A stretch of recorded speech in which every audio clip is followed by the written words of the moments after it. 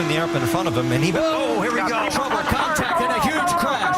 Oh. Up in turn number 2. Oh, multiple cars involved. Oh, my. It looks like Dan Wheldon may be involved in it. And Eddie, you and I spoke about this morning on the drive-in. Just this amount of cars, the speed, just the chance for what they call the big one. And what happens in conditions like that, when you're, even if you're 300 yards behind that, you cannot stop these cars. The only option you have is to try to avoid it, and it was impossible to avoid anything there. And you saw Willpower, his car involved as well. My. What a mess. That's Townsend Bell that was, I think his car was up on its side there, the 22. 15 there of Jay Howard. An additional entry, excuse me, is up to 19 to 15. I can't see with the sun shining there. Some of the car is broken. They're showing that as Alex Lloyd, the 19. It's the 15 of Jay Howard. Yes. One of the cars actually flew for about 200 yards in the air. Red flag is out here at Las Vegas Motor Speedway on lap number 12. And from high above, you can see the carnage. We talk about the car going through the air. Eddie, you know that these cars run so low down to the ground. We mentioned before, we saw them hitting the ground and sparking, that anything underneath the car, underneath the floor, underneath the tub, really just gets the air underneath the car itself, and up it will go. We saw J.R. Hildebrand out of his car.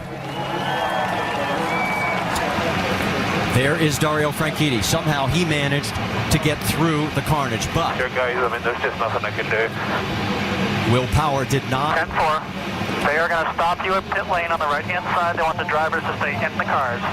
What Franchitti was alluding to is there's nothing you can do avoiding the debris that's on the track. Well, there is debris everywhere. You can see just how many cars are literally torn apart.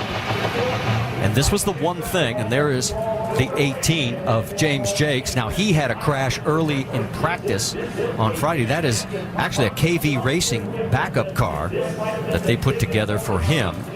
Now, I don't see much damage on there, but he's out of the cockpit. And look at this from high above. And this was the one thing we were fearing when we saw qualifying and the two championship contenders in the middle of the field. A big crash like this early in the race. What happens in accidents like this is that a single mistake by anybody, which might be dirty air, could be anything, multiplies itself so fast that you start accumulating cars. There's no way that you can control what happens once you start high above. We talked about 3 or 4 wide. Watch Sebastian Zaveja, right? Yes. Little contact right there. Now he's trying to go from the low side to the high, from the high side down low to get going for the turn. Oh. And what ends up happening is that he got stuck back up there, turned around, tried to take another move going down, guys, and the back end started to come around, and that started the chain reaction. He was uncomfortable being on the top lane, and he tried, like you said, there's the car. Look, there's 2 cars that are airborne. This puts Wheldon racing in perspective. This is the horrible accident that everybody has always hoped would never occur.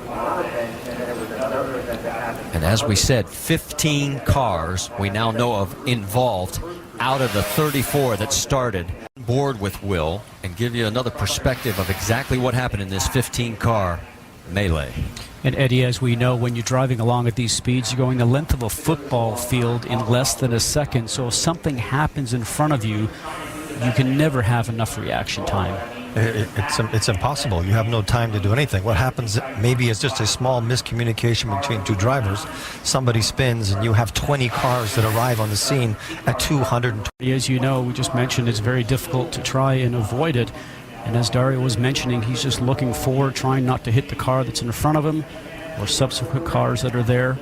And luckily for him, he got through before everything started to go just upside down. But it's also where you position yourself on the track. He was saying, he just said in his interview, he hated being around cars that he was uncomfortable with, and everybody was doing something. We are getting word that there's Randy Bernard. Our thoughts and prayers are with his family today. Indycar, its drivers and team owners, has decided to end the race. In honor of Dan Wheldon, the drivers have decided to do a 5-lap salute in his honor. It will take place in approximately 10 minutes. Thank you.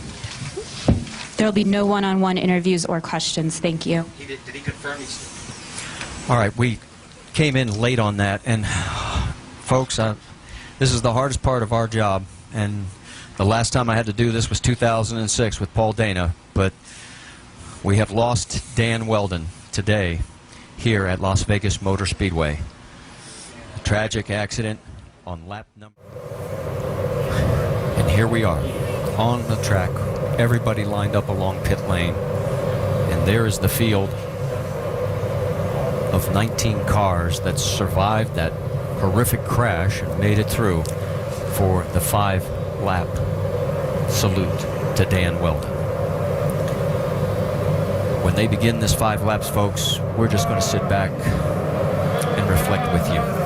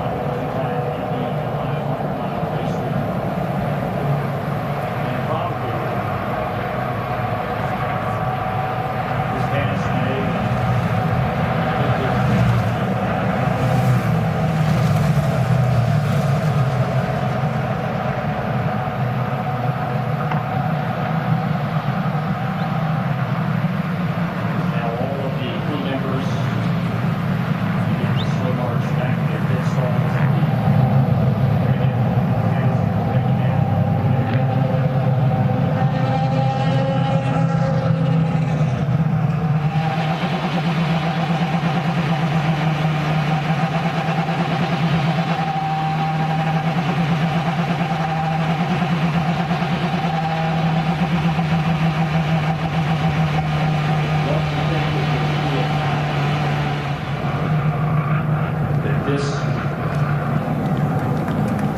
Would that be a possibility in racing? Good checkers, wave over the field.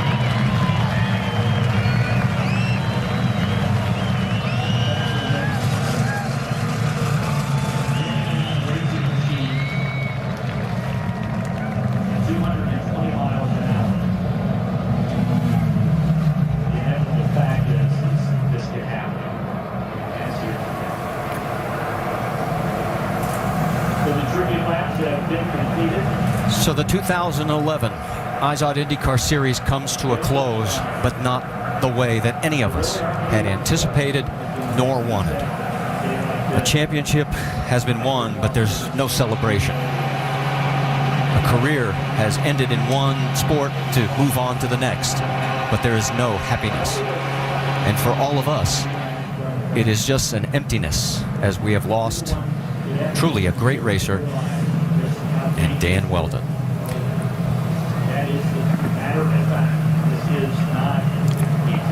Jamie Little has been standing by at University Medical Center. 3 others were transported: J.R. Hildebrand, Pippa Mann, and Will Power. Jamie, can you give us an update from there?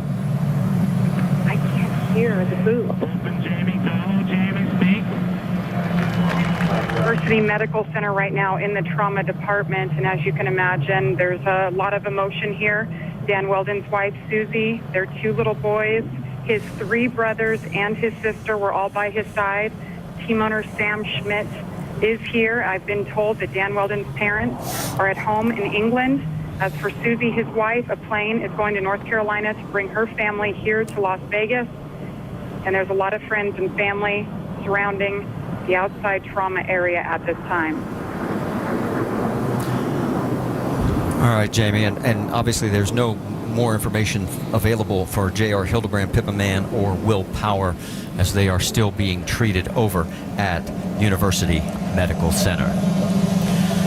With this, we close out the season, Scott. Like I said, not the way we were anticipating at all. Absolutely not, Marty. And I think of Dan Wheldon, just a superb person, a very, very fast race driver, somebody that I'm going to certainly miss, not only here at the IndyCar track, but saw him all the time at the kart track, and somebody that all the young drivers looked up to, Eddie. And we'll continue to look up to an amazing human being with so much enthusiasm, and I'm at a total loss. I just can't believe what just happened. He always had a smile on his face. In fact, he had actually done 3 television broadcasts with our Versus crew, the people that do the races when we're not on. And who knows, he may have had a career there. Many people ask me why I always sign off till we meet again. Because goodbye is always so final. Goodbye, Dan Wheldon.